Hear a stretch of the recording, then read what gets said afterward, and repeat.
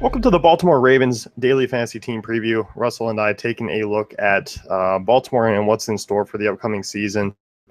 This was a team that was really decimated with injuries last year. I mean, Joe Flacco, Steve Smith, I mean, you name it. They all kind of went down at some point during the season. I mean, kind of a lot to break down because it's not really a clear-cut situation heading into this year. I have an important decision for you to decide for me right now.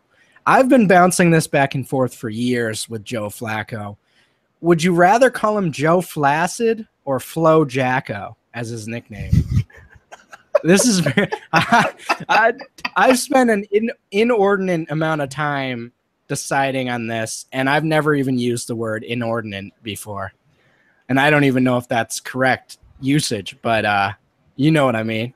I think I'm going to go with the latter on that one. Flo Jacko? Yeah, that's pretty sick. I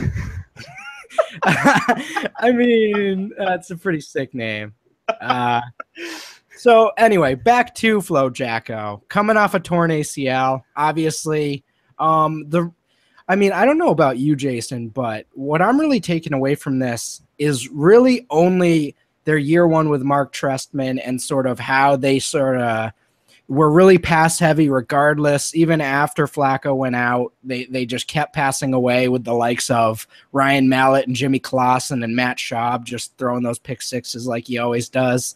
I mean, they just kept firing away, and both with usage to the running backs and, I mean, we saw Kamar Aiken, Jeremy Butler, it was just random by the end of the year. So in terms of the players themselves, other than Kamar Aiken, I mean, it was pretty much a washout, but yeah, I mean, Trestman's going to push this pace, and whoever ends up in that starting running back role is going to be a valuable fantasy asset. And that's the thing. I mean, last year, I mean, when Forsett was healthy, it was a frustrating situation because he was in good spots numerous times and the volume just wasn't quite there. And it seemed to kind of just, I mean, as you mentioned, they were very pass heavy. And I do think a lot of that had to do with the game flow and the fact that they are now a bottom, half defense. They're not that good as they used to be. So that also the game flow did kind of take away from Forsett. But overall, I mean, now that you're hearing a bunch of other different guys, Kenneth Dixon making some noise with them. It's not quite as clear cut in the backfield as I would like it to be. And also, I don't think the Baltimore defense is really going to be that great again. So I'm kind of expecting a heavy pass because I think they're going to be involved in kind of those game flow games where it's just kind of back and forth.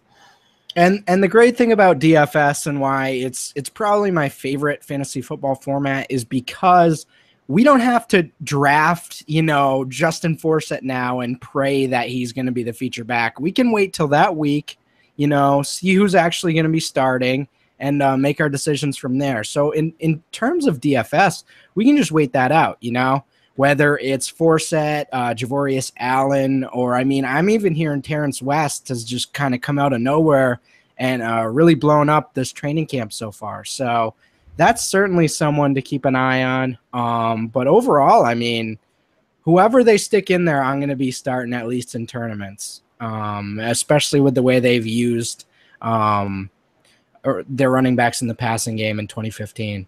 Yeah, and that certainly was the big thing, just because of the new style of offense that they were running, and you did see that with those backs. And I think the one thing to touch on for me is with Baltimore is they really haven't had a consistent tight end come out. And obviously Dennis Pitt has been a guy who's been injured for the last few years at numerous points, but they just kind of have a crowded tight end situation of Benjamin Watson, Max Williams, even Crockett Gilmore's in there. It's kind of an ugly, and I think it's going to be an ugly week-to-week thing where I would love if one of those guys succeeded and came out just to give ourselves another tight end to use, because it is a position that really is focused on about 4 or 5 players at most. They had Todd Heap in the mid-2000s, and they've been searching for him since. I mean, they've thrown a lot of money and draft picks and free agency contracts at this, and it's. I don't understand. I did not understand the Ben Watson signing.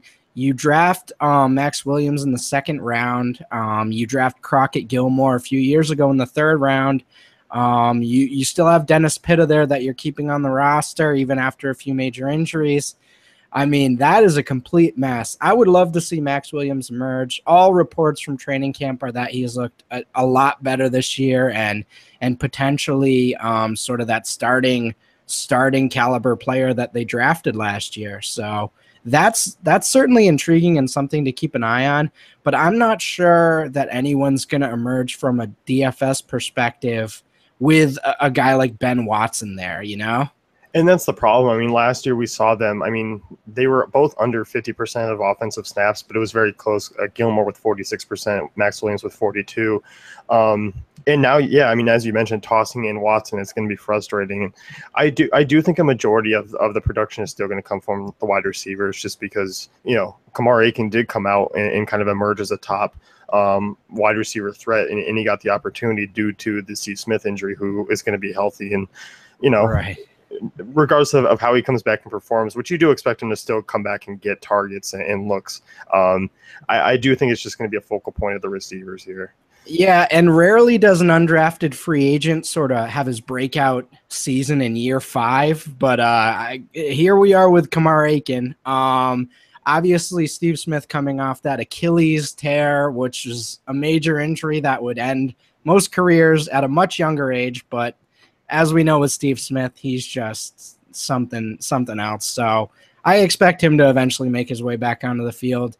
The other guy that we're sort of waiting on is Prashad Perriman, their first-round draft pick from 2015, who, I mean, athletically, he's basically the same thing that Kevin White is in terms of, like, low 4.4 speed, high 4.3. I mean, really super productive college player and a first-round pick. So if he's out there, he's a very interesting guy that could take over that that number one receiving role if Steve Smith is sort of older. But yeah, like you mentioned, the only guy we can really trust right now is Kamar Aiken with sort of a consistent role. There's also a guy named Chris Moore who they drafted in the 4th round this year. He kind of profiles as an intermediate to deep threat, sort of those Joe Flacco jump balls, you know, that he used to throw to Torrey Smith back in the day, and Anquan Bolden. I'm picturing a Broncos game that he did that like 5 times with. But yeah, I kind of see him as that type of guy where he might have a few big games mixed in. But I mean, it's ugly right now beyond Aiken.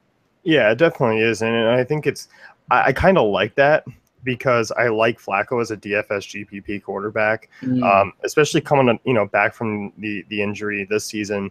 Second easiest passing schedule among fantasy quarterbacks this year, for what it's worth. And I do think because that defense is going to be really average, that he's going to have to throw quite a bit.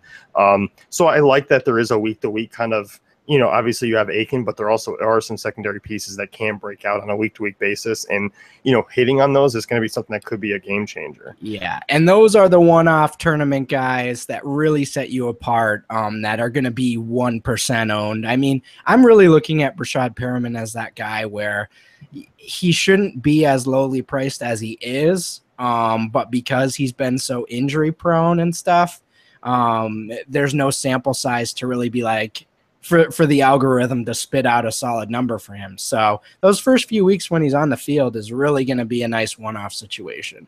Yeah, definitely. And I think the Baltimore defense is going to be something I'll look to attack in certain matchups there. I don't think they're going to jump up and move. I mean, you look at last year, I mean, they very average at best. I mean, especially through the air, quarterbacks had a lot of success against them. And I do expect much of the similar production there. Yeah, agreed. They have C.J. Mosley and nothing else to speak of. So definitely agree that's going to be another defense to exploit. Yeah.